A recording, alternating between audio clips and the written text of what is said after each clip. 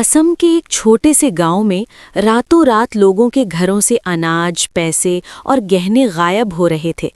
ताले टूटे नहीं थे, खिड़कियां अंदर से बंद थी और सबसे डरावनी बात, जमीन पर किसी भी इंसान के पैरों के निशान नहीं थे। गांव वालों की आंखों से नींद उड़ चुकी थी। ये कोई मामूली चोर नहीं था, ये कुछ ऐसा था जिसे इंसानी आंखों से अब आगे। रमन एक गरीब किसान था। जब उसकी बेटी की शादी के लिए रखे गए पैसे एक रात में गायब हो गए तो उसने ठान लिया कि वो इस अदृश्य चोर को पकड़ कर रहेगा।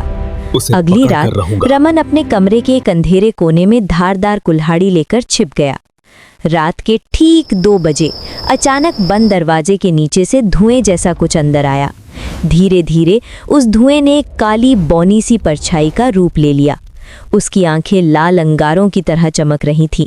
वो भारी से भारी संदूक को एक उंगली से खिसका रहा था। रमन की सांसें अटक गईं। ये बीरा था, एक ऐसा भूत जिसे काले जादू यानी तंत्र मंत्र से किसी ने अपना गुलाम बना रखा था। लेकिन सवाल ये था, आखिर कौन था वो इंसान जो इस खतरनाक बीरा को गरीबों के खिलाफ इस्तेमाल कर रहा था? रमन समझ गया, कुल्हाड़ी इस प्रेत का कुछ नहीं बिगाड़ सकती। अगले दिन वो पहुंचा मायोंग के एक सिद्ध तांत्रिक के पास।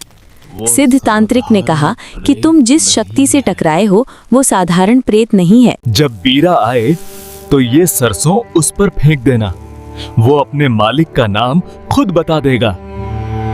अगली रात बीरा फिर आया। रमन ने हिम्मत जुटाई और वो पीली सरसों उस परछाई पर फेंक दी। बीरा दर्द से चीखा और जमीन पर गिर पड़ा। रमन गरजा, बता तेरा मालिक कौन है? बता तेरा मालिक कौन है? अगली सुबह मुखिया का काला सच पूरे गांव के सामने था। उसे पुलिस के हवाले कर दिया गया और बीरा हमेशा के लिए गायब हो गया। याद रखिए, भूत प्रेत से ज्यादा खतरनाक इंसान का लालच होता है।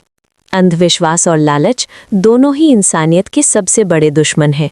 ये कहानी सिर्फ एक भूत की नहीं थी, ये कहानी इंसान के अंदर छिपे लालच की थी।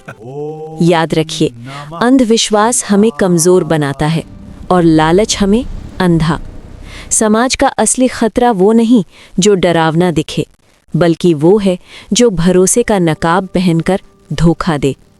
सच्चाई देर से ही सही लेकिन सामने जरूर आती है, इसलिए हमेशा सच का साथ दीजिए, अन्याय के खिलाफ आवाज उठाइए और इंसानियत को सबसे ऊपर रखिए, क्योंकि जब इंसान जागरूक होता है तो कोई भी बीरा ज्यादा देर तक राज नहीं कर सकता।